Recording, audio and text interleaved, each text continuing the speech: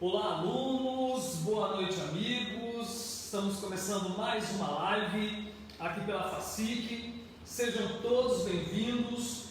Nesses primeiros minutos nós fazemos essa introdução justamente para a gente poder acompanhar todos aqueles alunos que já vão acessando a nossa live, que já vão participando conosco. E fico feliz por estar aqui com vocês em mais uma noite. Outros dias nós estamos aqui pela manhã no curso de Pedagogia, mas é sempre muito bom estar com vocês. Bom mesmo é estar com vocês presencialmente, mas, como estamos nesse distanciamento, nesse isolamento social, é um recurso importante que nós temos institucionalmente falando para estarmos juntos aqui no nosso curso. A live de hoje, como já foi divulgada, ela é referente à disciplina de Filosofia do Direito para os alunos do segundo semestre que tem Filosofia de Direito.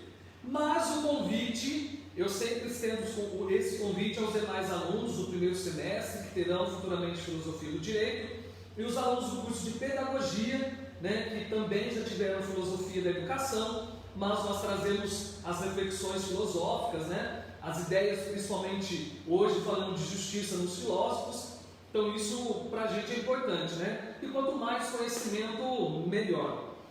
Outra lembrança, para todas aquelas pessoas que também não são alunos do curso, não são alunos da FACIC, mas que nos acompanham, Sejam todas bem-vindas, e bem-vindos também à nossa live, ok? Nós vamos falar hoje, como já estava adiantando, sobre a concepção de justiça de acordo com os filósofos. Nós vamos pegar desde os sofistas até Kant. Professor, é muita coisa, realmente é muito conteúdo. Mas lembrando que a nossa live, a ideia é trazer algumas orientações. A ideia da live é trazer algumas indicações, porque o material já foi disponibilizado para os alunos, E se você que não é aluno do segundo, também pode aprofundar as nossas ideias, nos estudos, procurando diversos livros. Pode procurar no Google, vídeos no Facebook, caso você goste de algum dos filósofos, tenha interesse em algum pensamento, ok?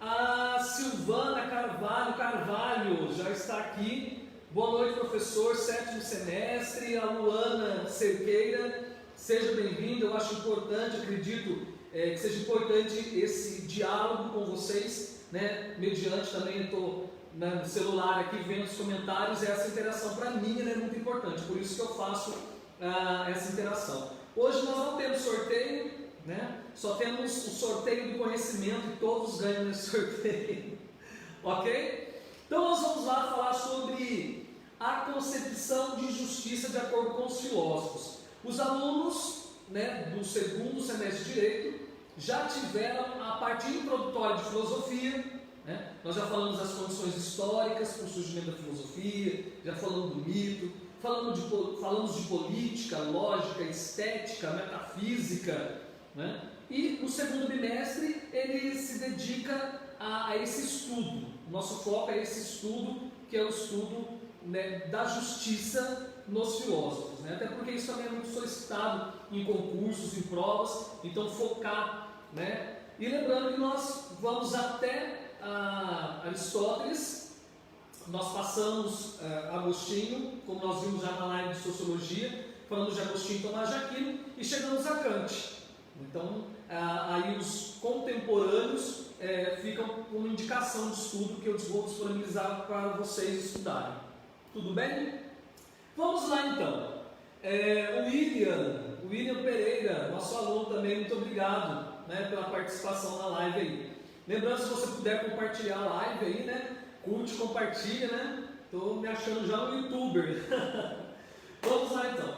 Vamos começar a filosofia falando dos sofistas. Falar desse grupo da filosofia, da sofística, é muito interessante, porque falar dos sofistas é falar de um grupo muito controverso. Quando nós falamos dos sofistas na filosofia, historicamente, muitas vezes as pessoas não têm um olhar muito positivo, porque os sofistas também eram perseguidos pelos filósofos. Então isso para a gente é muito interessante. Estudar os sofistas vale muito a pena, porque os sofistas, como eu disse, além de controverso, era um grupo muito atacado, até pelos próprios filósofos. Então o que eu peço para vocês é ter essa atenção mesmo, para a gente poder perceber que é um grupo bastante importante. Vamos dar uma olhada aqui, ver se está tudo certinho.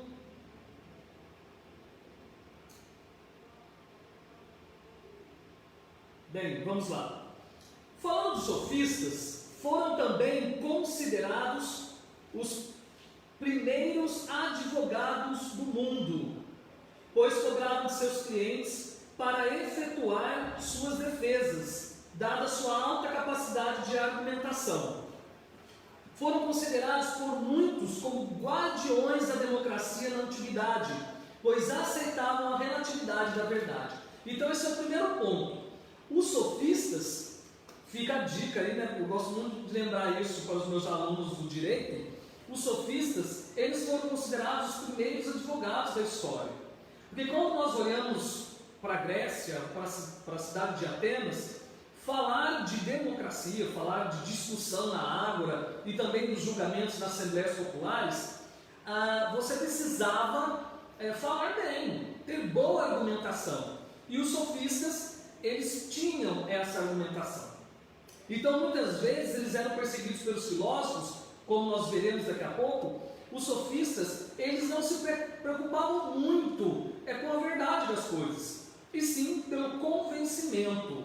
Essa é a palavra importante para entender os sofistas: convencimento. Então, quem convencia ganhava mais, né? Ou ganhava os seus casos lá. Eles possuíam algumas características como relativismo, pois para eles tudo que se refere à vida prática, como religião, à política, eram considerados fatores culturais, logo podiam ser modificados. Então perceba, a busca dos sofistas era a busca desse convencimento, era ensinar sem se preocupar necessariamente com a verdade em si, porque a verdade para os sofistas, como nós falamos lá da metafísica, né? Para eles o ser não existe.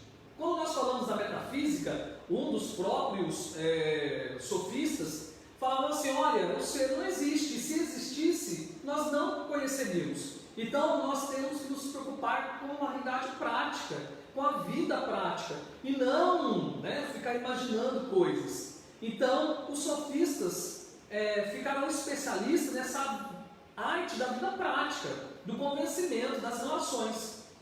Isso para os filósofos era um grande problema, porque os filósofos, falando metafisicamente da busca da verdade, eles estavam preocupados com a verdade das coisas, com a busca da verdade. Então, esse era um embate que existia entre os filósofos e entre Sócrates. Para os sofistas, o importante era persuadir, convencer os ouvintes através do recurso da palavra. Seu uso era necessário nas assembleias populares e nos julgamentos populares, como eu disse. Agora aqui vem um conceito importante para os sofistas. Eles diferenciavam a ideia de nomos e a ideia de physis. Vamos lá? Nomos, está ligado à lei. Os alunos que estão no primeiro semestre estão acompanhando a nossa live, e os alunos que estão no segundo, que tiveram Sociologia do Direito, eu passei um texto de Durkheim que ele dizia: não pode existir uma sociedade anômica, ou seja, uma sociedade sem leis, Então, quando os sofistas estão falando sobre nomos e physis, eles estão fazendo essa distinção entre nomos e physis. Nomos é a convenção, depende da ação humana, da decisão humana. E a physis, a natureza, independe da ação humana. Para os sofistas, nomos se sobrepõe à physis. Então, nomos, a lei, se sobrepõe à natureza. Isso vai ser interessante quando olharmos adiante e falarmos de direito natural e de direito positivo. Nesse sentido, o direito positivo se sobrepõe ao direito natural. porque tudo parte da convenção. Por isso que é importante. Esse é o conceito importante do direito, né? Olhando para os sofistas, entender que a lei seria um dado convencional, seria um dado de discussão, e um dado de discussão que se dá por convencimento. Convence quem expõe melhor, convence quem tem a melhor retórica. Antigamente, nos cursos de direito, você tinha aula de oratória, né? Aula de retórica. Hoje nós não temos, mas isso é um fato. Aquele que expõe melhor, ou aquele que fala bonito, né? Convence.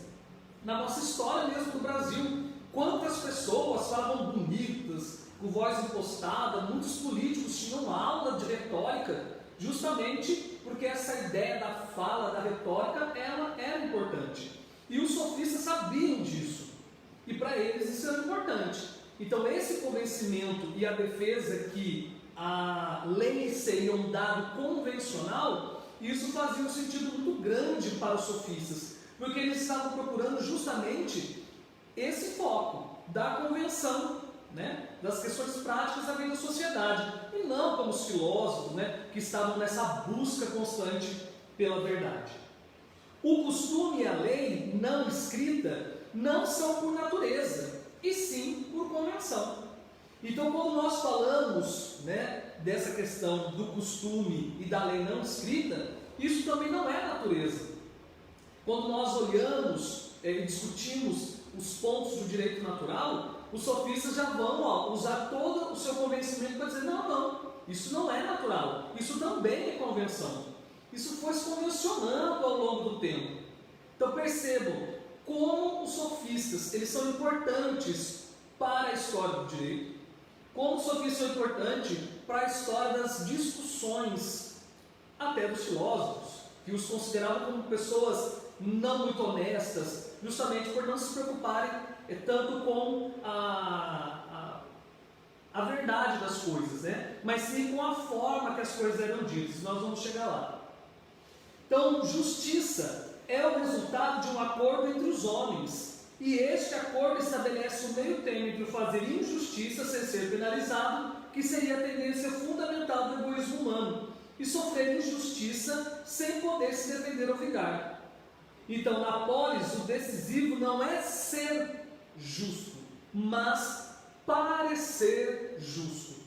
Olha como a ideia dos sofistas, quando nós olhamos para a nossa vida, ela é importante. Na polis, na cidade, na sociedade, nas discussões, e isso eles estão falando para a sociedade ateniense, o decisivo não é ser justo, mas parecer justo. Isso nós podemos ligar um pouco, né, com as discussões que nós fazemos hoje sobre a questão do legal mais imoral, né? Eu convido você que está acompanhando a live, amanhã eu vou fazer aqui uma live para os alunos de administração falando sobre ética e moral, tá? Para a gente aprofundar essas questões sobre ética e moral, e que eu estou dando um exemplo agora. Então existe o que é legal, o que é certo, o que está na lei, mas aquilo que é imoral. Vamos pegar um exemplo? Quando nós olhamos alguns políticos, e dá um exemplo claro no mundo da política, que hoje muitas pessoas participam das discussões, nós temos uma questão chamada aposentadoria. Um político, quando ele é eleito deputado, ele tem um número de anos, né, que ele fica no Congresso Nacional, na Câmara dos Deputados, depois ele torna-se governador, depois ele torna-se presidente ou tem assumido outro cargo, ele pode fazer um acúmulo de aposentadorias. Isso é legal, isso está na lei. Agora, dentro de uma sociedade que discutimos reforma da Previdência, sobre a questão do salário mínimo, de contribuir 40 anos, né, a questão da idade de 60, né, dos 60 anos, dos 62 anos, agora eu pergunto, será que acumular a aposentadoria seria uma atitude correta? Nós vamos aprofundar isso lá em ética e moral. Mas aqui nós estamos dizendo, não tem problema, desde que você pareça justo. Então, muitas vezes a pessoa acumula a aposentadoria e fala assim, não, mas isso é legal, isso está tudo certo. Então, assim, parece justo e está na legalidade. Mas quando nós olhamos para a vida da sociedade, o parecer justo fica claro.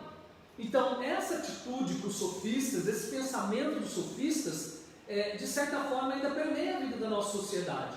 Não precisa ser, mas parecer. E isso também, eu dou o exemplo do mundo político, mas isso está no exemplo da família, isso está no exemplo do trabalho, da escola, das organizações e assim por diante.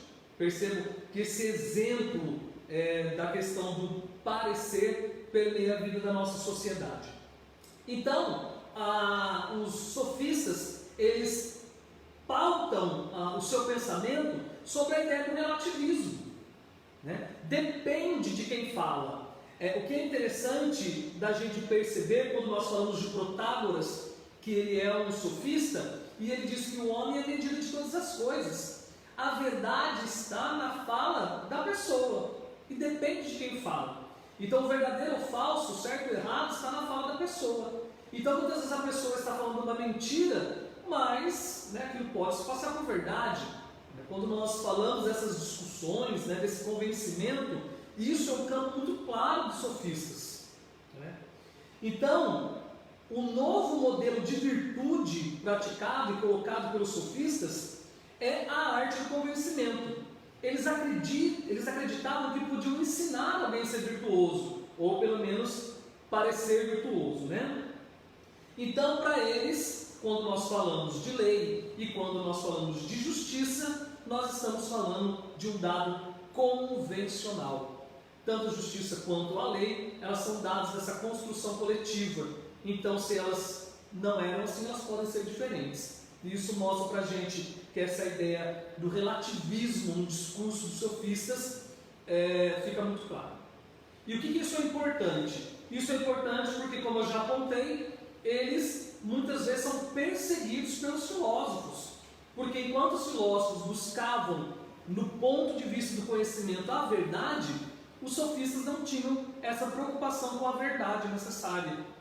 Então, eles eram um grupo que tinham grandes embates, e também eram perseguidos pelos filósofos. Colocado pelos filósofos como um grupo ruim, mas historicamente visto como pessoas que nos ajudaram a perceber a questão, por exemplo, do discurso, do convencimento. Então, defensores da democracia. É interessante que mesmo dentro desse contexto, mesmo parecendo que os sofistas eram pessoas ruins, eles estavam defendendo aquilo que eles acreditavam, que a importância de você discursar, dialogar era importante, você não ouvir o outro, mesmo que você não acreditasse, que você quisesse colocar as suas ideias. Nem sempre os sofistas ganharam, mas eles eram um exemplo de retórica e esse exemplo de discurso, de um belo discurso, de um discurso que convencia. Tudo bem até aqui? Tudo certinho? Então esse é o primeiro grupo, o grupo dos sofistas, que nasce na democracia em Atenas e com ela surgem os sofistas, pessoas sábias que se dedicavam a ensinar. Ensinavam a oratória e a retórica aos jovens aristocratas e cobravam caro pelo ensinamento. Esse é um outro ponto. Eles cobravam pelos ensinamentos. Nós temos aí Aristóteles também como professor, Aristóteles foi professor, foi mestre de Alexandre, o Grande, o rei da Macedônia, logo depois rei da Macedônia. Ele também, claro, recebia por isso. Mas a ideia primeira dos filósofos era essa busca da verdade, essa busca do conhecimento e passar esse ensinamento como mestre. Ajudar o aluno a chegar à verdade, dar as bases da verdade. Enquanto os sofistas, eles só ensinavam se você tivesse dinheiro. Então os sofistas, eles estavam preocupados justamente em ensinar a juventude aristocrática da época ateniense a convencer. E quem convencia na polis, quem convencia na vida da sociedade, tinha os seus benefícios atendidos. Ok? Tudo bem até aí? Então fiz aqui a leitura. Nós temos aqui Gorgias, Hípias, Protágoras, Trasímaco, que são alguns sofistas lá da Grécia Antiga, que eram contemporâneos dos filósofos, era um grupo ali próximo dos filósofos. Vamos continuar então. A noção de justiça relativizada, na medida em que o conceito é igualado ao conceito de lei, como eu já disse, o que é justo, se não o que está na lei. E se a lei pode mudar, é sinal que a ideia de justiça também assim não é, também assim é relativa. Vamos continuar. Se nós estamos falando que os sofistas eram um grupo que justamente tinham a sua base, a retórica, o relativismo, o dinheiro, nós vamos chegar em Sócrates, o primeiro grande filósofo da Grécia Antiga. O grande filósofo que tem aquela frase, só sei que nada sei. Quem é meu aluno já pôde perceber sobre essa frase as minhas aulas do início do bimestre, lá no primeiro bimestre, em relação a essa explicação. O só sei que nada sei é um reconhecimento, né, do seu interesse de saber mais. O só sei que nada sei não se refere que a pessoa é burra, que ela é ignorante. Ao contrário, o só sei que nada sei é a postura daquele que quer aprender sempre. É o que eu chamo de humildade intelectual. Eu brinco assim, né? Falar, a pessoa, ela leu muitos livros, né? Ela é PhD. Mas ela pode ser PhD e também não ter a sabedoria socrática do conhecimento, porque ela acha que ela sabe tudo. Ninguém sabe tudo. Nós estamos aprendendo o tempo todo. E Sócrates, ele parte dessa frase que era obrigado a produzir um conhecimento próximo da verdade. Essa devia ser uma busca constante, dia após dia. E essa postura, essa reflexão não deve ser a nossa postura, de buscar o conhecimento a cada dia. Né? Nós não terminamos o curso e falamos, agora eu terminei o curso, acabou tudo. Ao contrário, cada dia que passa é uma oportunidade a mais da gente conhecer, é uma oportunidade a mais da gente poder aprender. Sócrates, né, foi acusado de corromper os jovens, né, quando nós falamos da apologia de Sócrates, eu trouxe aqui, né, vou falar um pouco ainda mais para frente outra lado sobre esse livro, sobre a apologia de Sócrates, né, a defesa de Sócrates. Então nesse livro conta a defesa dele. Os alunos, você aluno do segundo semestre de Direito, vai ser a próxima atividade depois desse artigo que nós encerramos hoje, para poder fazer a leitura da apologia, ok? Sócrates, ele foi acusado de corromper os jovens por incentivá-los a sempre buscar por mais conhecimento, estudar mais, já que não sabiam de tudo. Uma das condenações apresentadas neste livro, né, das acusações que foram feitas contra Sócrates, que foi condenado a tomar cicuta, tomar o veneno, né? Grego não matava o grego, né? Então ele foi condenado, porque ele se recusou a abrir mão do seu pensamento. Ele se recusou a não fazer aquilo que ele acreditava que era o certo a fazer, que era justamente mostrar para as pessoas que o conhecimento era algo bom. Olha a ideia de bom, que o conhecimento era algo bom. Para ele, estruturou a ética, aí nós vamos entrando na base da ética, com base no comportamento. Isso está ligado, né? A ideia do bom, essa ideia que ele se recusa, né, a deixar de ensinar, mostra que a sua ética está no comportamento. Para ele, o conhecimento interno orientaria o homem a uma maior reflexão da realidade, a partir do alcance daquilo que o bom, belo e o verdadeiro. Então, para Sócrates, o conhecimento ele está dentro. Né? Quando nós falamos da maêutica socrática, né, do parto das ideias, trazer à luz, o conhecimento ele está dentro. Na aula de Filosofia da Educação, eu comento sobre Sócrates e a maêutica socrática. Né? Então, a gente tem uma live falando sobre Filosofia da Educação. Isso mostra para a gente como é importante essa ética com base no comportamento, que é uma orientação interna do homem. Isso está dentro do homem. Todo homem, né, quando você orientaria essa questão interna, orientaria a reflexão da realidade. Então ele acredita. E qual é a função do filósofo? Qual é a função do professor? Trazer à luz esse conhecimento. Do filósofo, trazer à luz essa reflexão. Por isso que ele utiliza aquela frase, conheça-te a ti mesmo. Ou, né, no caso, conheça a ti mesmo. Porque quanto mais você se conhece, mais você está tendo esse conhecimento interno, refletindo sobre ele, e isso está dentro do homem, o ajudaria a ser uma pessoa melhor. Sócrates, ele trata muito das questões relativas à vida da sociedade. E quem é a sociedade? São as pessoas que a compõem. Quanto mais as pessoas podem pensar, podem refletir, né, desse conhecimento interno que já existe, a sociedade seria melhor. E o que ele combate é justamente, fruto da condenação dele, é justamente dessas pessoas que diziam que sabiam de tudo. E ele começa a desagradar as pessoas por conta disso. Voltando na questão da ética. Em primeiro lugar, a ética significa conhecimento, tendo-se em vista que, ao praticar o mal, crê-se praticar algo que leve à felicidade. E normalmente esse juízo é falseado por impressões e aparências puramente externas. Então a ética é importante, essa busca da ética, desse comportamento coerente, reflexivo, desse comportamento que não é mentiroso, como os sofistas, desse comportamento preocupado com a vida da sociedade, preocupado com a construção social, para a gente é importante. Segundo Sócrates, para o alcance de uma sociedade justa, precisa-se seguir uma ideia de uma república bem organizada, na qual a atitude do justo é sempre estar dentro de suas aptidões, mas agindo pensando no bem comum. E aqui a gente chega numa reflexão de Sócrates. A ideia de Sócrates é muito boa. O só sei que nada sei, conhece a ti mesmo, busca essa reflexão, porque dentro do homem você está ali, o bom está ali dentro, a postura correta está ali. Nós não devemos, pela aparência da sociedade, dizer que sabemos que somos melhores que os outros, mas não nos enganemos.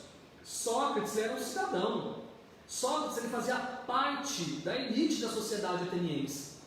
Então Sócrates também, como cidadão, não acreditava numa mudança radical da vida da sociedade. Lembrando, na sociedade grega nós estamos falando de cidadãos, que são apenas 10% da população grega. Você tem as mulheres, crianças, os escravos estrangeiros, que era a maior parte da população grega, mas não participavam da discussão política.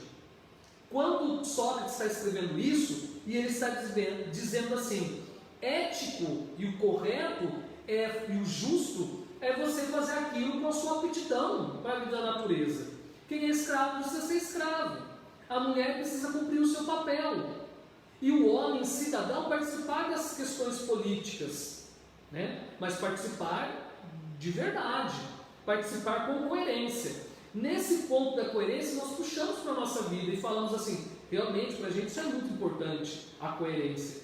Mas Sócrates, ele também está falando para a sociedade em que ele vivia. Ele está querendo manter esse status quo da sociedade, manter a sociedade como está, para que a função natural da sociedade, para que a sociedade funcione de maneira harmônica, de maneira correta, do jeito que é para funcionar. Comete injustiça aquele que não cumpre a sua função natural na vida da sociedade. Então aqui é claro que eu preciso entender isso dentro de um contexto. A ideia aqui não é mostrar que eles são perfeitos, A ideia aqui não é de perfeição dos filósofos, mas do pensamento deles. Fazer aquilo que está de acordo com o direito ou a virtude de dar a cada um aquilo que é seu. A justiça é isso, dar a cada um aquilo que é seu. Sócrates percebe nas leis um somado de preceitos cuja obediência é indiscutível, sendo elas justas ou não. Nós temos que cumprir as leis, mesmo acreditando que elas não sejam justas. Existem leis justas? Eu vou dizer duas letrinhas e você vai entender. IR, Imposto de Renda. Quando nós fazemos uma discussão sobre a questão do imposto de renda no Brasil, a classe média sabe bem o que eu estou falando. Então nós podemos achar que é uma lei justa, que nós podemos rediscutir a questão desse tributo em relação aos mais pobres e aos mais ricos, em relação à pessoa que compra um carro popular e aquela pessoa que compra um iate, por exemplo, em relação ao IPVA. É claro que nós podemos fazer essas discussões e podemos criticar o imposto de renda ou os outros impostos, acreditando não ser justo. Partindo dessa perspectiva, e é interessante para o nosso dia a dia, independente disso, nós temos que cumprir a lei. A lei é um somado de preceitos cuja obediência é indiscutível, sendo justo ou não. Então percebam, as reflexões dos filósofos, elas são importantes para os nossos dias. Primeiro, eu preciso entender o contexto que ele está falando. de uma sociedade em que a cidadania era apenas para os homens livres proprietários de terra e que as mulheres, crianças, escravos estrangeiros não participavam, né? E mesmo assim ele traz, olha, precisamos obedecer à lei. Por quê? Para que nós possamos ter uma sociedade melhor, uma sociedade harmônica, né? Nesse ponto de vista, né, de Sócrates, entendido como a possibilidade dos homens atingirem todas as suas potencialidades, né? Então nós temos que seguir, na visão socrática, a nossa função natural na cidade. O juiz, de Sócrates, deve julgar de acordo com o direito e com a sua consciência. E por mais que as leis sejam injustas, deve segui-las para alcançar o bem comum. A ideia é sempre do bem comum, sempre do coletivo. Eu dizia isso lá na sociologia do direito. A ideia do bem comum, na visão, né, quando você fala da Grécia Antiga, o coletivo se sobrepõe ao individual. Então, o juiz deve julgar de acordo com o direito, com a lei, e também de acordo com sua consciência. Olha que proposta, nós vamos ver que nem todos os filósofos pensam assim, mas essa ideia ele já mostra, qual que é a figura do juiz. Tá? É claro que dentro do material os alunos do segundo semestre podem aprofundar e devem aprofundar essa discussão. Você que se interessa pela discussão, fica aqui uma indicação para que você possa conhecer um pouquinho mais de Sócrates, tá? Nós estamos aí na nossa live, tem aqui a Luana Cerqueira, né? Os alunos comentando, compartilhando, tem mais aqui, ó, Carmen Frota, a Érica Cortez, professora, obrigado Érica, está aí na nossa live, a Cecília Olatti, Dominique, boa noite Dominique, a Dominique ganhou, né, a nossa caneca na última live, obrigado pela participação de vocês, tá? Estou acompanhando aí e na medida do possível, curta, compartilhe, comente aí, depois eu passo com cuidado sobre os comentários. Tudo bem até aqui? Quando nós falamos então, quando nós falamos de Sócrates, você está falando de Sócrates, está projetado Platão aqui, né? Então, nós temos aqui, por conseguinte, se alguém declara que a justiça significa restituir a cada um que lhe é devido, e se por isso entende que o homem justo deve prejudicar os inimigos e ajudar os amigos, não é sábio quem expõe tais ideias. Pois a verdade é bem outra. Não é lícito fazer o mal a ninguém em nenhuma ocasião. Fica aí uma dica, né, socrática. Não é correto fazer mal a ninguém em nenhuma ocasião. E ele sabia disso, porque ele passou isso no próprio corpo. Agora sim, se eu passei aqui o slide, né, estava aqui em Platão, agora nós vamos chegar a Platão. Platão ele foi o fundador de uma academia, né? Hoje, quando nós falamos academia, liceu, nós vamos falar de Aristóteles daqui a pouco. A palavra academia era o lugar desses estudos, né? Em prática, o seu ideário político-filosófico. Então, ele cria uma escola chamada academia e, a partir daí, ele coloca em prática todos os seus ideais, tudo aquilo que ele acreditava como pensador. Para a gente poder falar sobre justiça em Platão, nós vamos falar do livro A República. No material, os alunos vão poder aprofundar a questão um pouco do livro da República. Por conta do tempo, não dá para aprofundar o livro da República, até porque nós temos mais filósofos. E ele vai falar da politeia, que seria a forma do governo da polis. Lembrando, Platão era discípulo de Sócrates. Platão vê tudo aquilo acontecendo com Sócrates, sua condenação na Assembleia dos Cidadãos. Então, assim, ele já fica atento em relação a isso. O que a gente pode deixar claro, ao contrário de Sócrates, que tem uma intervenção direta na vida da sociedade, Platão ele não faz essa intervenção direta, né, na reflexão da consciência das pessoas. Ele faz uma reflexão sobre como se governa, qual a melhor forma de governo, né? E tem outro tipo de reflexão que não é aquela de Sócrates, mas ele também continua, né, entre os principais homens, né, de Atenas.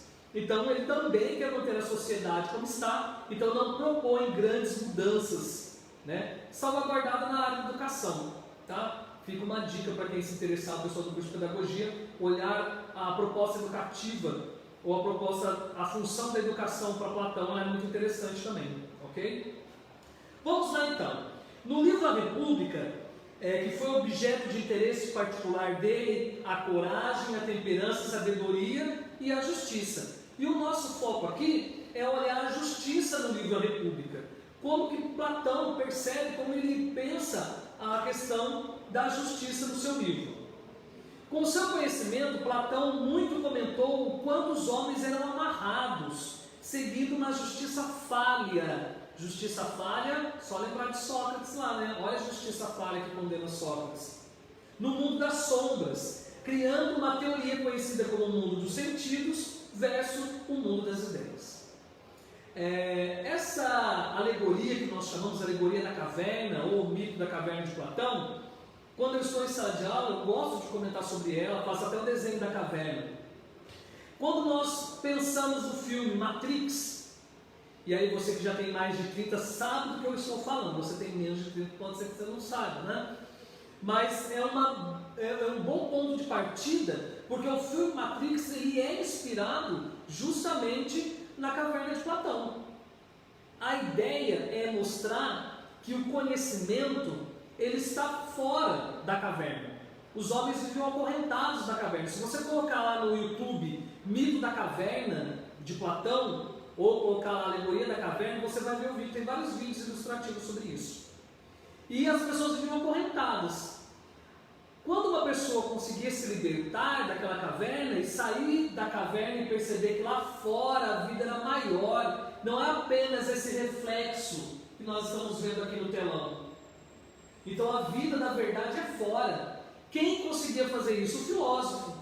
A visão de Platão, né? O filósofo. E a função do filósofo é justamente voltar na caverna e propor para que todos saiam de lá, né? Só que Sócrates fazia isso. E Sócrates foi condenado. E lá na caverna também matavam, né, aquele que tentava mudar a vida da sociedade. E isso acontece no filme Matrix. Quando você assistir o filme Matrix, que eu sugiro aqui, você vai perceber lá como o agente Smith ele persegue o Neo e toda a sua turma justamente para manter a Matrix como está. A Matrix é a caverna. E fora da caverna, e aí ele trata do conhecimento, mostra como a realidade é dura. O conhecimento é uma maravilha, mas ele causa angústia. Né? O conhecimento ele é angustiante. Né? Muitas vezes a ignorância ela é um estado de felicidade, muitas vezes. Felicidade entre aspas, claro. Porque a pessoa não se preocupa, não tem muitas preocupações diante da vida.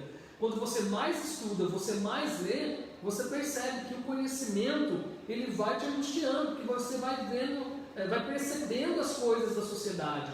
Vai percebendo como a vida de fato é. E isso porque nós estamos falando apenas uma parte do conhecimento. Porque o conhecimento ele é muito amplo. Mas quanto mais a gente conhece, mais a vida às vezes se torna angustiante. Mas é melhor ter uma vida angustiante, consciente, do que ter uma vida feliz, entre aspas, né? Mas na ignorância. Quando nós estudávamos antigamente a questão das pessoas que tinham algum problema mental, e as pessoas falavam, nossa, olha o louco, né? O louco ri sozinho, olha aquela situação, né? Não tem essa conexão muitas vezes com a realidade, né? E aí a própria psicologia ajuda a gente a entender isso. Já ao contrário, né? Quando a gente tem a nossa razão plena e a gente utiliza essa razão no nosso dia a dia para conhecer cada vez mais, a gente percebe como é desafiante viver.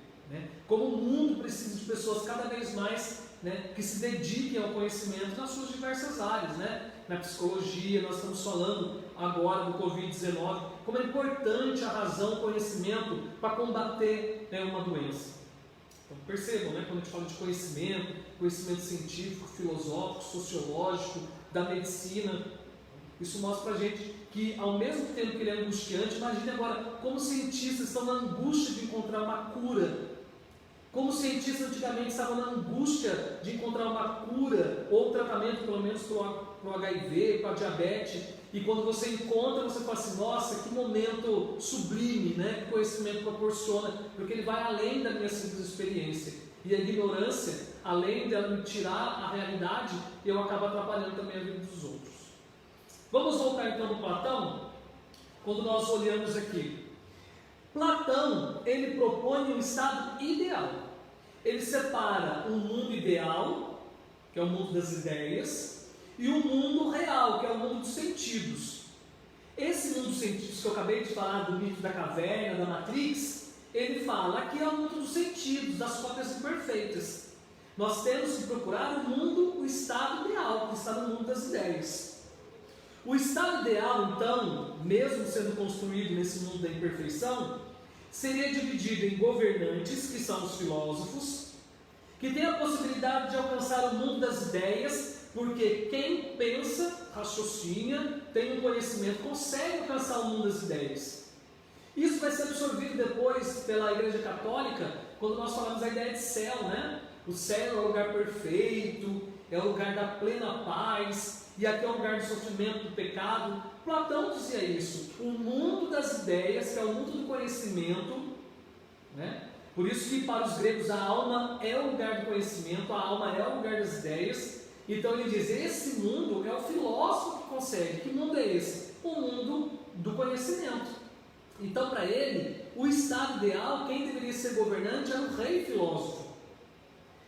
Aí você tem o exército, que são os que têm coragem, bravura, e você tem o outro público, que é o povo e os artesãos, que são aqueles conduzidos por outros por impulsos primitivos. E ele faz uma tabela, né, muito claramente isso, que chama de alma tripartite, né? Quando ele separa a alma, tá, em alma racional, né, que são os filósofos, e aí você tem a alma irracional, concupiscente e irascível. A irascível que está ligada aos guerreiros, e a concupiscente que está ligada à questão da carne, que está ligada justamente aos artesãos, aos comerciantes.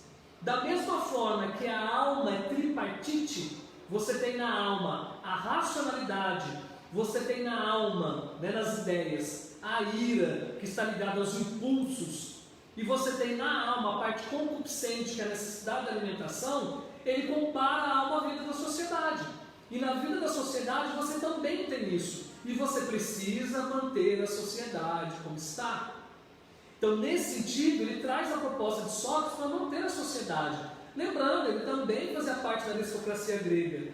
Para Platão não havia necessidade, e naquele momento, de você falar assim, não, agora não existe mais escravidão. Como não? A escravidão era a base da sociedade grega. Isso fazia parte da vida deles. Aqui não é uma ideia de juízo de valor sobre a sociedade, mas fazer um juízo de fato daquilo que acontecia e entender o pensamento dele. Tudo bem? Então, quando nós falamos dessa justiça, justiça é seguir as funções da alma. E é interessante falar da educação, né? Tem um mito dos nascidos da terra, um mito de Platão. E ele fala justamente dessa alma tripartite, ela está relacionada com a criação do homem, no mito, né, dos nascidos da terra. Se você colocar no Google, no YouTube, aparece lá. E isso mostra que a educação tem uma função interessante na vida da sociedade, tá? Que ela faz justamente essa alteração, né? Porque tem pessoas que nascem com alma de ouro, dos nascidos da terra relacionado aos metais preciosos. Tem pessoas que nascem com alma de bronze. E tem pessoas que nascem, né, da prata, né, quando nós estamos relacionando aos diversos grupos da vida da sociedade.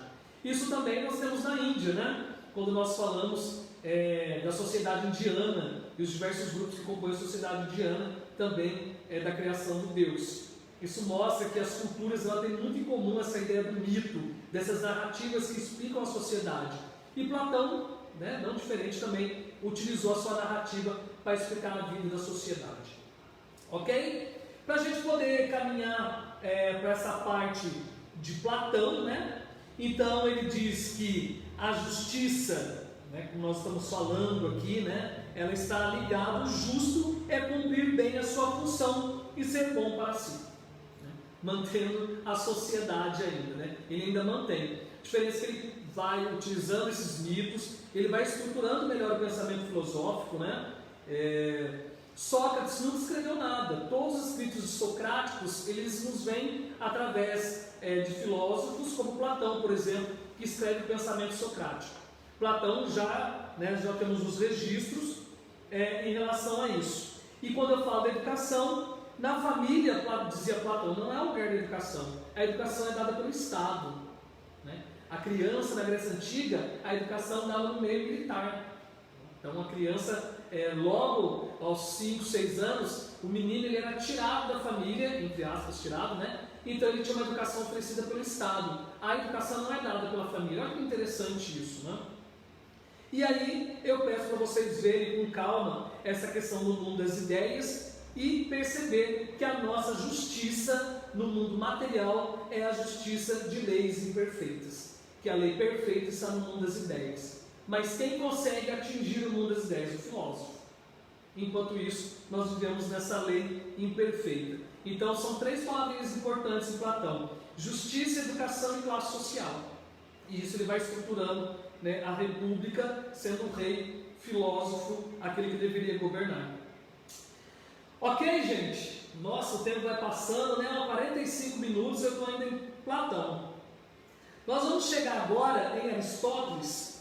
Aristóteles, ele é um dos mais importantes dentro da filosofia, porque Aristóteles, ele é o mais, entre aspas, né, mais racional de todos. Ele tem uma vasta obra e tudo, de certa forma, que foi pensado depois de Aristóteles, podemos associar até como uma releitura, porque ele foi o grande filósofo da tríade clássica grega. Enquanto Platão funda a academia, Aristóteles funda o Liceu. Então a escola de Platão chama academia, a escola de Aristóteles chama Liceu. A gente fala até hoje, né? Liceu de Artes e Ofícios. Algumas escolas antigamente chamavam academia e liceu, né? Hoje a gente chama só de escola.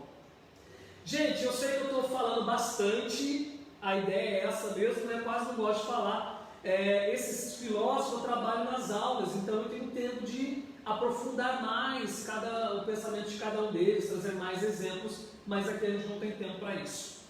Mas já agradecendo, né, os alunos, a Rafa, Dani e Felipe, boa noite, obrigado.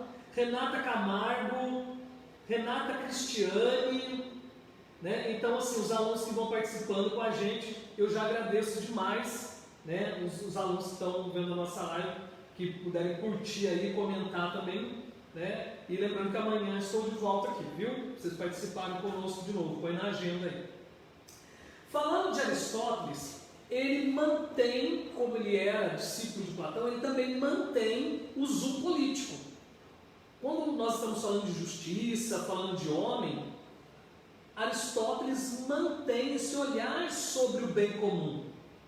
Enquanto você está olhando, enquanto você observa Sócrates falando dessa vida na sociedade, da postura das pessoas e dessa busca da verdade, Platão já começa a estruturar esse pensamento, a dividir esse pensamento dentro da vida nos usos do bem comum. Aristóteles, ele também olha a vida da política e vai estruturando ainda mais o pensamento em relação a isso. Diz que o ser só encontra sua finalidade no exercício da política. Que ser é esse? O homem só encontra sua finalidade no exercício da política. Só é o homem que desenvolve plenamente sua capacidade na política. Política aqui entendida não de politicagem, de politicário, de desvio de verba. Hoje nós estamos perdendo com o tempo o sentido das palavras.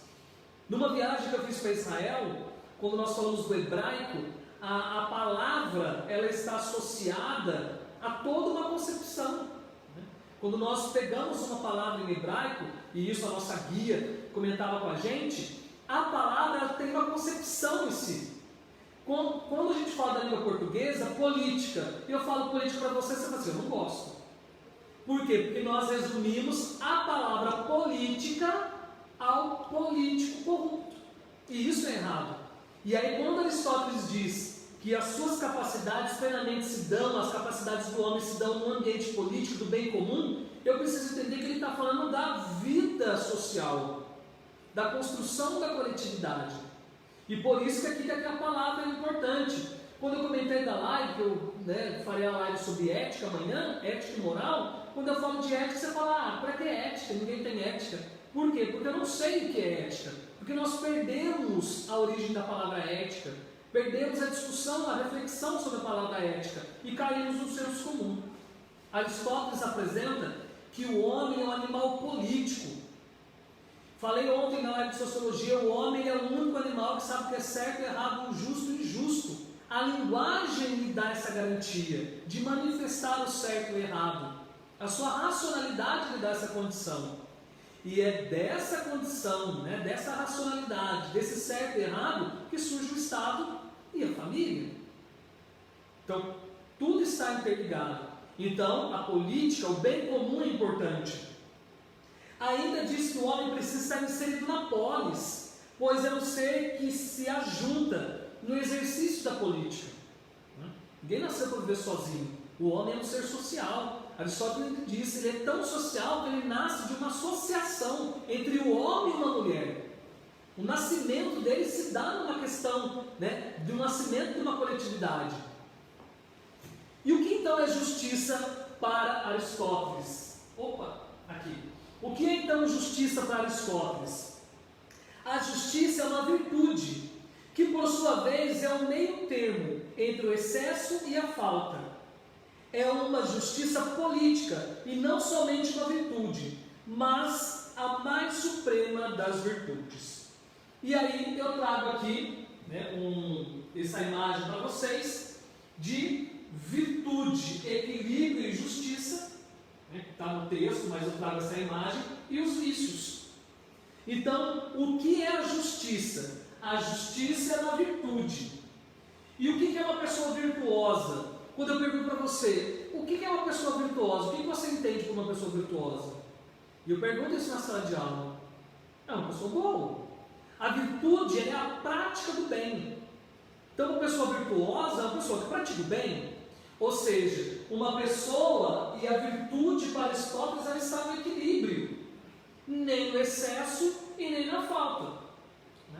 Quando nós fazemos as nossas discussões políticas, entre diversos lados possíveis, qual caminho Aristóteles nos aponta? O equilíbrio. Nem 8 e nem 80. Vamos lá pegar então. A coragem é uma virtude entre a imprudência e o medo. A coragem é a virtude. Olha o equilíbrio. Uma pessoa corajosa é uma pessoa que sabe, justamente equilibrada, se colocar naquele momento de maneira correta. Em um assalto, qual que é a recomendação do equilíbrio em um assalto? Está acontecendo um assalto, o assaltante está armado, qual é o equilíbrio? O que é o bom senso? Não reagir, não é isso? Você não sabe? Pode ser de brinquedo ou não, você não reage. Olha o equilíbrio. Olha o vício. Quando nós falamos... mas eu sou valentão, olha o excesso, sou muito valente. Então quer dizer, é um vício, falta o equilíbrio. E quando você fala justamente, aqui até o texto fala do medo. Se é uma situação que você sabe, pode ter um momento correto, nós temos vários vídeos que tem pessoas que sabem a hora certa de reagir. Pessoas treinadas ou pessoas que veem o momento certo para uma reação. Então, nem medo e nem imprudência. O equilíbrio, a coragem de saber se pôr naquele momento correto. É muito interessante quando nós falamos, existem tabelas e tabelas que falam sobre virtude, que é o equilíbrio, excesso e falta. Por exemplo, quando nós falamos de alimentação, o que nós dizemos? Que nós precisamos ter uma alimentação equilibrada. O que é uma alimentação equilibrada? Uma pessoa virtuosa, uma pessoa que pratica o bem, uma pessoa virtuosa é uma pessoa equilibrada também no seu processo alimentar. Isso mostra que uma refeição equilibrada, verduras, carnes, né? Aqui no Brasil, quando nós falamos do nosso arroz, do nosso feijão. Agora, olha, o equilíbrio, a alimentação equilibrada, a alimentação correta. O vício por excesso, se eu como demais, posso cair na obesidade. Olha os problemas de saúde, a gula. Mas se eu também não como, o vício por falta, não, eu quero emagrecer, e aí eu posso cair numa bulimia, num processo de anorexia. Então percebam, virtude, o equilíbrio entre o excesso e a falta. Um outro exemplo, na sala eu dou mais exemplos, mas por conta da live a gente não consegue estender muito. Por último é o amor, a relação entre as pessoas. Aqui estou pegando o amor no sentido da relação, do relacionamento. O relacionamento precisa ser um relacionamento equilibrado. O relacionamento equilibrado é onde as pessoas, elas sabem o que é o certo a fazer. Agora, se eu tenho um relacionamento por excesso, e aí eu tenho aquele namorado, eu tenho aquele marido que fica o tempo todo em cima, que sufoca, isso é excesso, isso não é amor. Se eu tenho um relacionamento por vício, que é a falta, nossa, mas manda uma mensagem, nossa, mas não perguntou como eu estou, nossa, mas nem liga. Olha, o vício por falta é um relacionamento que outro não faz sentido. Então nós precisamos ter um equilíbrio. Nem ser aquela pessoa pegajosa, né, aquele relacionamento abusivo, e nem aquele relacionamento que falta, que você sente a falta do outro, que é o desinteresse do relacionamento. Ou seja, a virtude está no equilíbrio. Então, quando nós olhamos Aristóteles e falamos que a justiça é uma virtude, a justiça é o equilíbrio. E isso para a gente é muito importante quando nós falamos da construção de justiça em Aristóteles. Justamente porque a justiça, o correto, o equilíbrio está aqui. E isso está dentro da polis. Toda a construção de justiça está na polis, na cidade, na sociedade, na convivência comum. Nós temos outro tópico importante dentro do direito, que eu não posso deixar de falar, mas eu volto aqui para a gente encerrar na live de justiça, tá? Do vício. No material dos alunos, você também encontra esse esquema também na internet, e eu fiz para vocês, estudem essa parte, porque essa parte cai muito em concurso, do justo total e do justo particular. Você que está com o material, né? Quando nós falamos da justiça do total, está logo após quando ele fala da justiça na polis. Quando nós falamos justamente que Aristóteles analisa a diversidade das acepções do conceito de justiça, atribuindo-lhe significados diferentes. Então a justiça é uma virtude, mas ele particulariza a ideia de justiça, atribuindo significados. O que é o justo total? Consiste na observância da lei com respeito àquilo que é legítimo e que vige para o bem da comunidade. O primeiro justo é o coletivo, né? Serve para todo mundo. Ou seja, seu fim é a realização do bem da comunidade e, como tal, o bem comum. O primeiro justo, que é o justo total, é o bem da coletividade, é o bem de todos, é a construção coletiva. O justo particular é uma espécie de gênero do justo total, pois quem comete um ato injusto particular não deixa de violar a lei e, como tal, praticar o injusto no sentido mais genérico.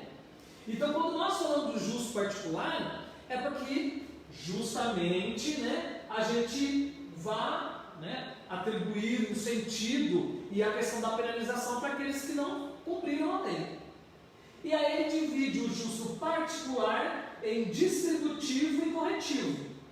O justo distributivo relaciona-se a todo tipo de distribuição levada a efeito pelo Estado, como as honrarias, os títulos, né, as medalhas, no caso. Então, as honrarias, o Estado, através do governante, distribui, porque ele representa o bem comum. E o que é o justo corretivo? E aqui, estudando direito, é importante. Trata-se de uma justiça apta a produzir a reparação das relações, ou seja, preside a igualdade nas trocas e demais relações bilaterais. Então, quando o justo distributivo é a justiça entre o Estado e o indivíduo, o justo corretivo é a correção na relação entre os indivíduos. Se uma pessoa ela comprou algum bem e ela não recebeu o valor integral, ela recorre ao juiz, visto que existe o justo corretivo, que ele vai equiparar a situação dos cidadãos, porque aqui aconteceu um processo de desigualdade. Aqui é o Estado reconhecendo, né, o trabalho das pessoas. Quando a gente fala, por exemplo, da meritocracia, é o Estado reconhecendo aquilo que a pessoa de fato fez, aquilo que de fato a pessoa é. É um reconhecimento, é a distribuição do Estado feita pelo Estado.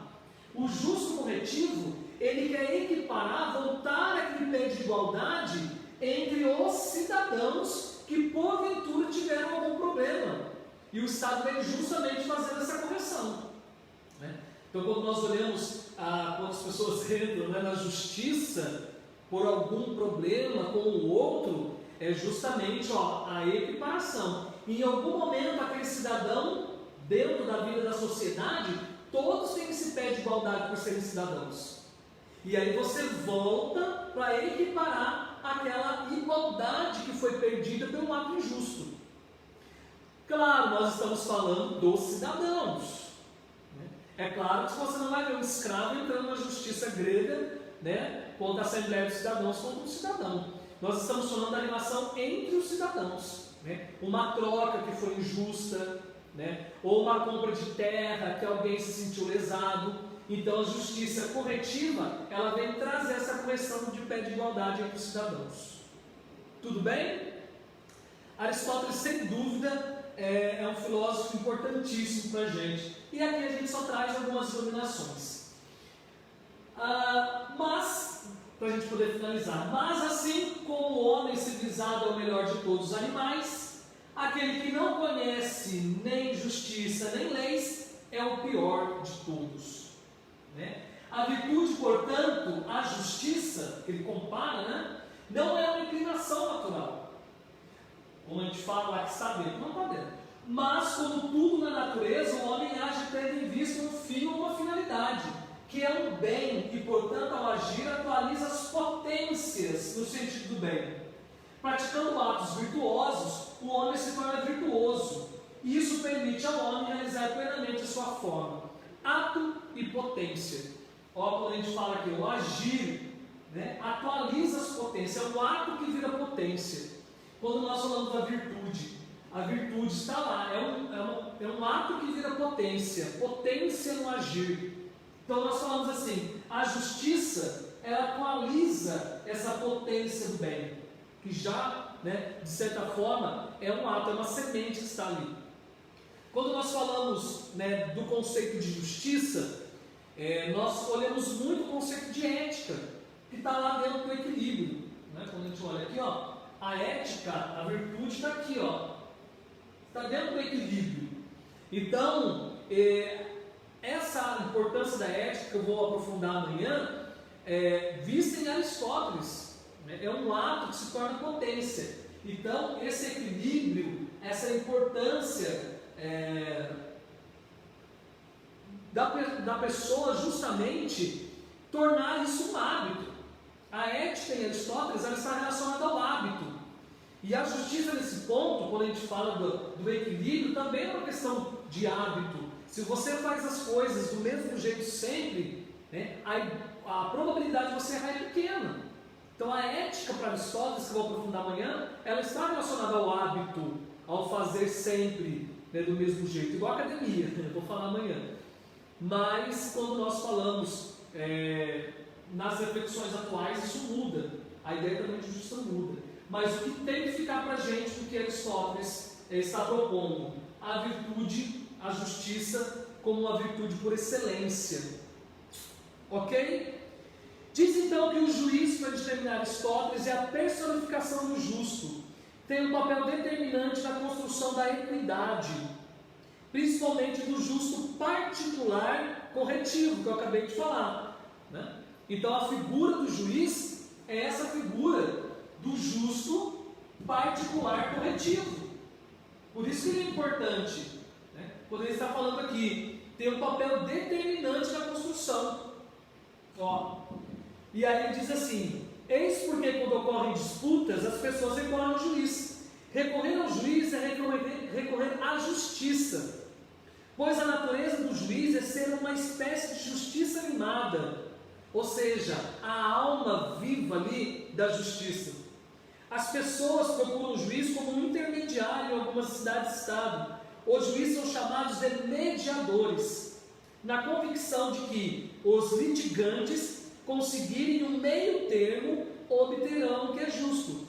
Portanto, justo é um meio termo, já que o juízo é, porque o juiz personifica a justiça. A justiça está justamente no meio termo, no equilíbrio, né? O equilíbrio é a parte mais importante.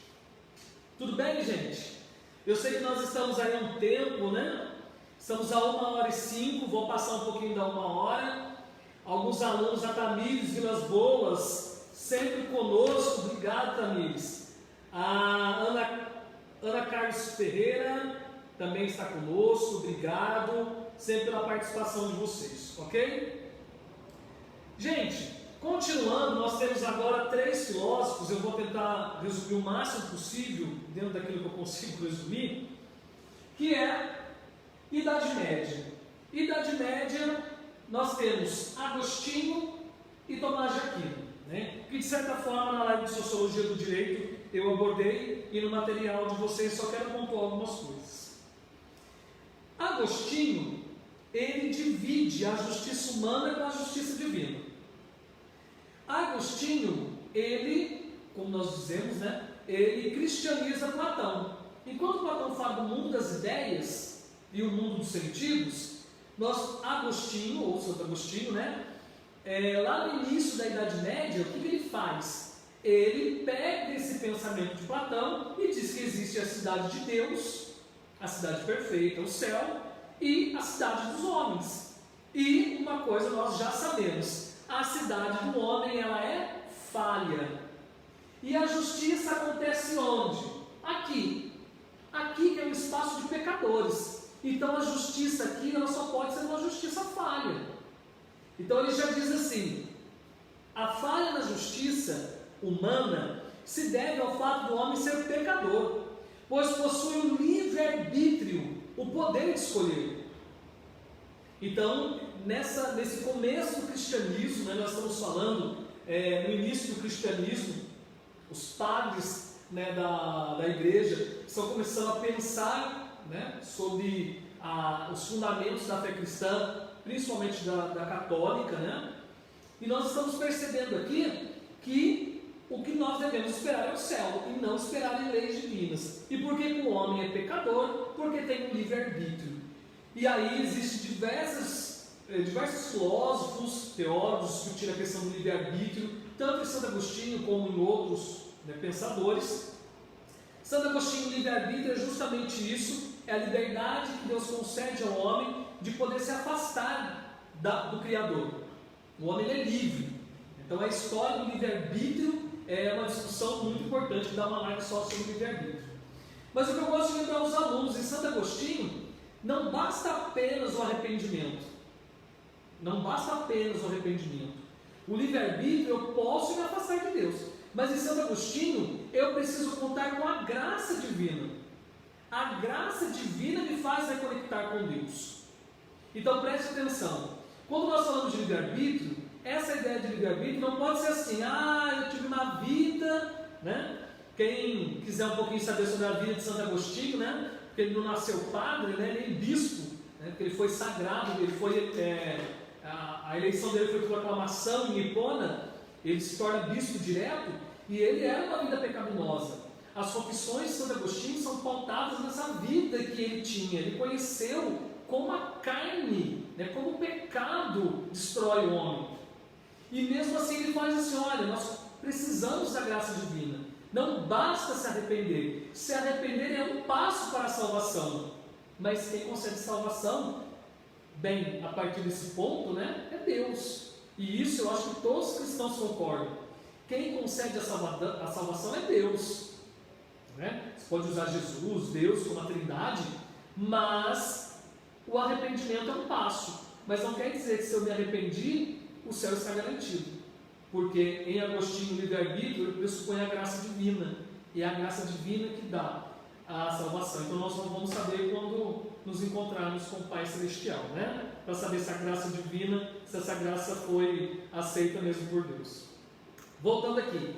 Essa liberdade é transformada em boa ou má no momento em que o indivíduo faz uma escolha. E para se tornar um ser pecaminoso, deve fazer uma escolha ruim. Né?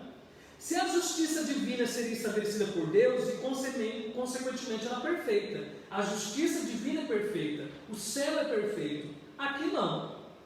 O santo divide a sociedade em duas, a cidade de Deus, como eu disse, e a cidade dos homens, representando respectivamente pelas figuras bíblicas de Caim e Abel.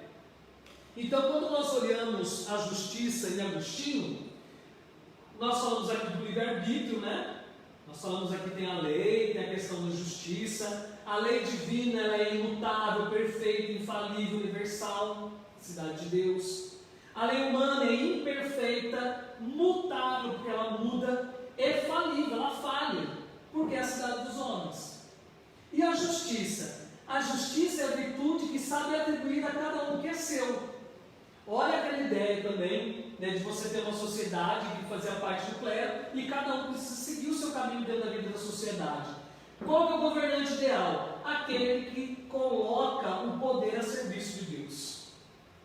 Então, quando nós olhamos a Idade Média, e a Idade Média toda ela está pautada no catolicismo, na ideia metafísica, né, todo o pensamento medieval, o pensamento metafísico da transcendência divina, né, com a presença de Deus e da Igreja Católica. Então, quando Agostinho ele propõe essa reflexão, é a partir que mesmo a Igreja é composta de homens, mas são homens que estão ligados a Deus. Tudo bem até aqui? Agostinho está no início da Idade Média, no início da reflexão dos padres, né? A partir de Agostinho, você tem diversos grupos da Igreja que isso é muito interessante. Nós temos os jesuítas, os franciscanos, né, e diversos outros grupos fortes dentro, né, dos, como nós chamamos, desses religiosos, que estabelecem discussões na academia. E a filosofia nesse momento da história ela é importante, porque você volta a ter aquelas disputas, só que agora em torno da fé. Uma das disputas grandes que aconteciam entre franciscanos, né, e por exemplo jesuítas, era em relação entre obras, a salvação através da obra ou através da fé, que é a discussão paulina, a fé sem obras salva, só a fé basta, ou eu preciso também da ação. Então essas discussões, e você que acompanha um pouco sobre essas reflexões, sabe o que Francisco de Assis, né, tinha também. Sabe o que Santo Agostinho, o que São Francisco de Assis também fazia em relação à própria pobreza, ok? Depois nós vamos dar um pulo ainda dentro da Idade Média, vamos chegar em Tomás de Aquino. Tomás de Aquino é um grande pensador dominicano, né? Um padre dominicano, e já lá, quase nas portas, né, do final da Idade Média, nós estamos falando aí em 1300, então a gente tem 300 mil anos de Idade Média. Então assim, era o momento que a Idade Média já tinha toda a sua parte consolidada e agora estava começando a entrar em declínio, né, com o poder da Igreja. Isso que nós estamos falando, depois nós temos a revolta protestante, né? Mas vamos retomar aqui. Tomás de Aquino, ele relê Aristóteles. Então, quando Agostinho, ele pega a Platão, São Tomás de Aquino, ele retoma o pensamento aristotélico, que é um pensamento mais elaborado e não idealista. Platão é idealista, por isso que Agostinho acompanha o idealismo platônico, em separação entre cidade de Deus e cidade dos homens. Claro que o pano de fundo continua sendo Deus, a Igreja, mas eu já posso entender Tomás de Aquino, lembra do justo total e o justo particular, coletivo distributivo? Tomás de Aquino também retoma isso no seu pensamento, porque ele relê, ele faz a releitura aristotélica. A justiça para Tomás de Aquino diz assim: há um hábito, portanto, uma prática que atribui a cada um o seu, à medida que cada um possui uma medida e que nem todos são materialmente iguais. Ele leva em conta que a questão do hábito, da prática cotidiana, da busca de Deus, mas uma coisa é fato: nem todos são materialmente iguais. A justiça seria o ser cumprir sua finalidade e procurar realizar o sumo bem. Contudo, existe o pecado, que impede o homem de alcançar o bem de todos, e a partir daí surgem as injustiças. O pecado é a fonte da injustiça, mas essa injustiça, como ele já aponta, nem todos são materialmente iguais. Já mostra isso, a própria sociedade medieval mostra isso, a situação entre os senhores feudais, entre a ideia da vassalagem dos servos, quando nós pegamos aqueles filmes antigos, falando de filosofia, se você assistir, fora os filmes de guerra, de reinos, mas assista lá Em Nome da Rosa, um filme de Humberto Eco, vale muito a pena assistir. Isso mostra para a gente a realidade material do período medieval. O direito surge, então, já que as realidades são materialmente diferentes e as pessoas são materialmente desiguais, o direito surge como ferramenta para regulamentar as relações injustas. Então, São Tomás de Aquino diz que o juiz é quem deve julgar e admite várias dimensões da lei: a lei eterna, a lei natural, comum a todos os agentes, e humana. E aí no material você pode justamente retomar essas ideias, que Aquino acreditava em duas ideias de justiça, uma geral e uma particular. A justiça geral, olha lá, o justo universal. A justiça geral é universal, estabelecida por Deus e dotada de princípios completos. Já a segunda justiça é a particularização da justiça geral, ou seja, seria a aplicação da justiça geral em relações particulares, sendo essa distributiva ou comutativa, que é ao mesmo pensamento aristotélico que ele faz a releitura de Aristóteles. Então, gente, falar dos filósofos, e é claro que cada filósofo, por exemplo, Idade Média, eu faço uma aula das 7 até às 10h15, e aqui eu tentei reduzir o máximo possível alguns minutos, só para a gente poder pontuar algum pensamento em relação a eles. Então, quando ele fala da lei eterna, lei natural e lei positiva, a lei eterna é o mistério e a vontade de Deus revelada. A lei natural, que é a revelação da natureza, e a nossa razão está nessa lei. Por exemplo, os cristãos que não viram Cristo, mas percebem a ação divina. Quando nós falamos da lei eterna, ela revela a lei de Deus. Quando nós falamos, por exemplo, da revelação cristã, não viram Cristo, mas acreditam, porque isso revela a vontade da razão de Deus. E a lei positiva, que fala justamente que é o embrião da lei positiva que nós vamos encontrar depois. Tudo bem até aqui? Estamos caminhando para o final da nossa live. Eu sei que você deve estar cansado de me ouvir, ou você deixou para ouvir depois, Depois eu continuo ouvindo o professor. E por último, falar de Kant. Para os alunos de filosofia, eu comentei sobre a teoria do conhecimento de Kant. Lembra? Quando nós falávamos sobre metafísica, e Kant criticava a metafísica, justamente porque Kant, na sua construção da teoria do conhecimento, dizia que o conhecimento se constrói em duas bases, na base dos sentidos e na base do conhecimento a priori. Ou seja, você precisa dos sentidos completar aquilo que está na razão. Um completa o outro para se transformar de fato em conhecimento. E aqui não fica distante dessa teoria do conhecimento de Kant. Deixa eu passar aqui em Kant. O direito é a coação universal que protege a liberdade de todos. Gente, falar de Kant é falar de igualdade e liberdade. São duas palavras importantíssimas em Kant: liberdade e igualdade. A ideia de justiça em Kant está voltada para a organização da sociedade, e, por conseguinte, do Estado. Seu critério de justiça propõe que uma conduta justa é aquela que está de acordo com as leis externas criadas racionalmente, e a injusta é aquela que contraria. Nós já observamos isso lá em Aristóteles, em Platão, em Sócrates, a importância do cumprimento da lei. Kant não tem a ideia de justiça do cumprimento da lei. A lei precisa ser cumprida justamente para proteger a liberdade de todos.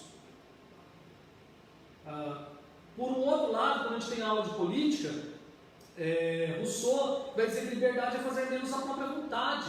É você ter essa consciência. Quando nós falamos de liberdade para Kant, é justamente você pensar na vida coletiva. É o momento inteiro, é o momento constante de reflexão. O indivíduo o tempo todo, ao contrário de Aristóteles, que você está na prática, no hábito, em Kant você tem uma visão reflexiva. E eu cumpro justamente essa ação porque ela foi construída justamente com bases racionais. A razão é que ela é importante. Vamos pegar aqui. Para ser justo, a conduta do indivíduo deve estar em conformidade com os ditames da lei, do dever jurídico. Mas não se limita somente a tal critério para estabelecer a justiça. Ele traz à luz o seu entendimento o dever ético. Por isso que amanhã falar de ética vai ser importante para a gente retomar esse pensamento. Porque que nós, boa parte dos professores, utilizamos na disciplina de ética, é a base do pensamento kantiano, do dever ético. Que, diferentemente do dever jurídico, não se sujeita à legislação positivada. É ético porque, no princípio, eu entendo que aquilo é importante. O dever ético está associado às leis internas, à questão moral, em seus estudos. Por vezes é colocado como dever de virtude e até mesmo como dever de respeito para com os outros. E amanhã nós vamos fazer a distinção entre ética e moral. Ética, princípio, moral, ação. Então vai ser muito importante. Assevera Kant: embora o dever de livre respeito para com os outros tratar-se de um mero dever de virtude, é análogo ao dever jurídico de não fazer linguar a ninguém aquilo que é seu. Então o direito ele também tem que dar a cada um aquilo que é seu, dentro dessa construção coletiva. Tudo bem? Vou disponibilizar para vocês o material de Kant, para vocês aprofundarem isso. É um material curto, mas ele já ajuda a entender um pouco Kant, que eu acho importante trazer a justiça em Kant.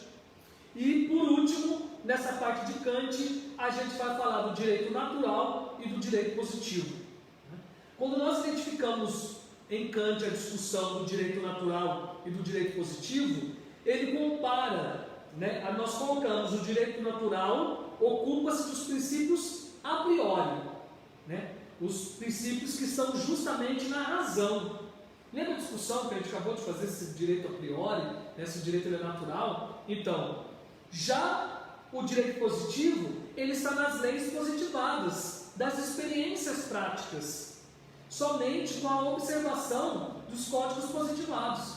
Então, quando você aluno do direito estuda o direito natural e o direito positivo, Kant ele tem um olhar sobre isso. O direito natural está no mundo, está nos princípios a priori, que é o princípio da razão, e o direito positivo está nas leis positivadas.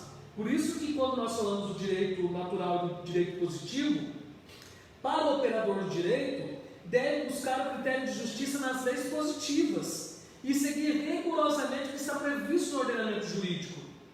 O critério de justiça advém da vontade do legislador no exercício do poder que lhe foi conferido. A vontade do legislador reflete a vontade do Estado, que diz que deve ou não ser considerado justo.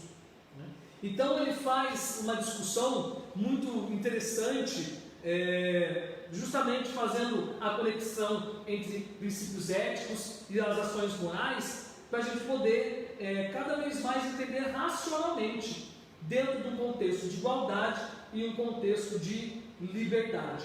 Por isso que a noção do dever e o critério do dever para a gente é muito importante. E no material de Kant, você vai poder ver ainda lá a justiça e sua inserção no sistema judiciário, a partir do olhar de Kant, e aprofundar um pouco mais. ok? Então, nós vamos chegando ao final da live. Eu agradeço muito a participação de todos vocês. Desculpe passar mais da 1 hora, mas eu deixei mais para o final do semestre a nossa live, justamente para a gente poder chegar no final desse estudo do artigo, né, da justiça nos filósofos, e a gente poder fechar com Kant, os filósofos, e podermos fazer a leitura da Apologia de Sócrates. Vou disponibilizar para os alunos do segundo direito o trecho do livro A Defesa de Sócrates, a Apologia de Sócrates, só a parte que ele faz a defesa dele. Então, vai ser importante. Eu falo que um aluno do curso de Direito que passou pela disciplina de Filosofia, não dá para sair do curso sem conhecer, sem poder ter acesso. Então, eu sugiro, leia a Defesa de Sócrates. Vale muito a pena, né? E isso aqui é uma base importante da filosofia do direito e da história da filosofia que contribui para a sua prática do direito. Tudo bem? Agradecer a presença de todos vocês. Amanhã estarei aqui com os alunos da administração na nossa live e ela fica disponível também. E você pode acessar a nossa live e também compartilhar se você quiser, ok? Então amanhã administração, e fica na sequência das lives aí, tem administração com ética e moral e o código de ética nas organizações. E no sábado também eu tenho um encontro com a professora Vânia, falando sobre alfabetização e letramento. Muito obrigado a vocês que participaram da live. Eu sempre convido os alunos porque é compartilhar um pouquinho das reflexões. Desculpa se eu passo muito rápido pelos conteúdos. O canal online, ele é por excelência um canal mais curto mesmo, né? Diferente de filmes e palestras, mas é uma forma que a gente tem e também de deixar isso registrado para os outros alunos que virão no futuro, né? E também torna-se uma tendência cada vez mais essa transmissão e guardar um pouquinho desse conhecimento para a gente poder transmitir, ok? Obrigado para você que ficou comigo até agora, e nós nos encontramos, né, na próxima live e espero que em breve em sala de aula. Obrigado, né, como está aí, você tem o meu e-mail institucional, flavianofacique@gmail.com, né? Muito obrigado para vocês, boa noite e até a próxima.